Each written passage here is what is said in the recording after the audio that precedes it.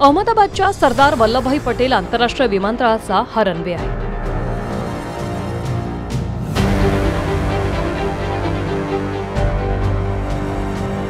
या विमानतळावर एअर इंडियाचं अहमदाबाद लंडन विमान 1:38 टेक ऑफ झालं।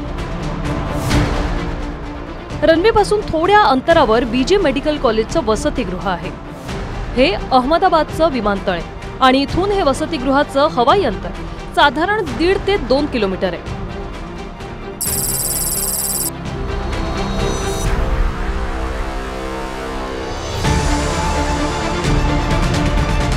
विमानतळ उड्डाणानंतर पायलट समीर सबरवाल यांनी मेडे अर्थात इमर्जन्सी कॉल दिला।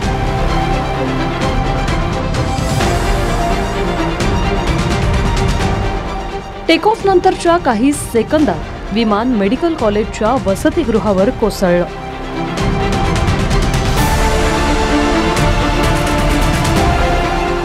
विमान कोसळताच मोठा स्फोट होऊन आगीचे लोट हवेत उसळले।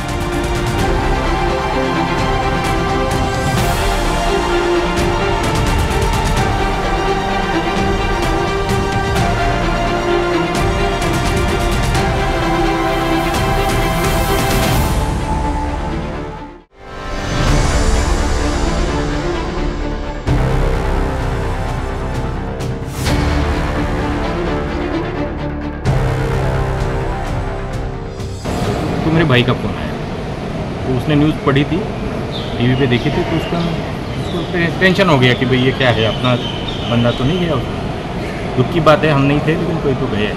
9 जण ने बचाईने रिक्शाમાં હું હોસ્પિટલ લઈ આવી હતી, પણ અમે કોશિશ અમારા સ્થાનિક રહીશોએ બહુ કોશિશ કરી છે બચાવવા માટેની જેટલી થઈ। ક્રેશ હા પ્લેન ક્રેશ થયું છે, બધી અમારી પબ્લિક બચાવવામાં મદદ કરી રહી છે। विमान कोसळलं तेव्हा वसतिगृहात मेडिकल कॉलेजचे विद्यार्थी दुपारचं जेवण जेवत होते। या फोटोत दुर्घटनेमुळे अस्ताव्यस्त झालेल्या जेवणाच्या प्लेट्स आणि इमारतीची दृश्य दिसतात।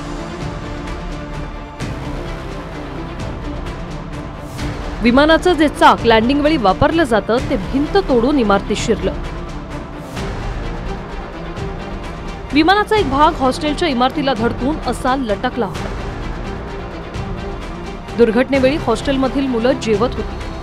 अचानक मोठ्या विमान धडकून झालेल्या मोठ्या स्फोटानं संपूर्ण इमारतीत आगीचे लोट उठले।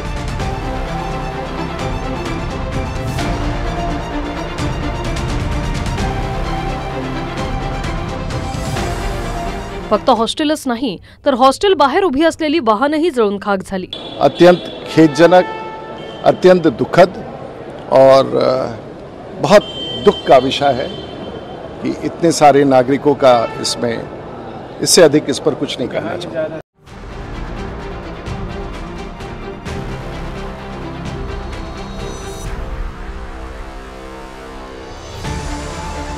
अग्निशमन दल आणि स्थानिकांनी हॉस्टेलमध्ये अडकलेल्या मुलांसाठी मदत कार्य सुरू केलं।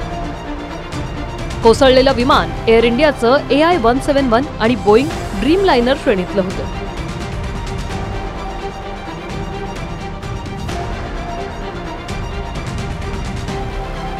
या विमानाची इंधन क्षमता तब्बल 1,26,210 लिटर इतकी असते। रिफायनरीपासून डेपोपर्यंत नेल्या जाणाऱ्या टेम्पोची इंधन क्षमता 40,000 लिटर पर्यंत असते। थेट लंडनपर्यंत विमान असल्यामुळे विमानात मोठ्या प्रमाणात इंधन होतं।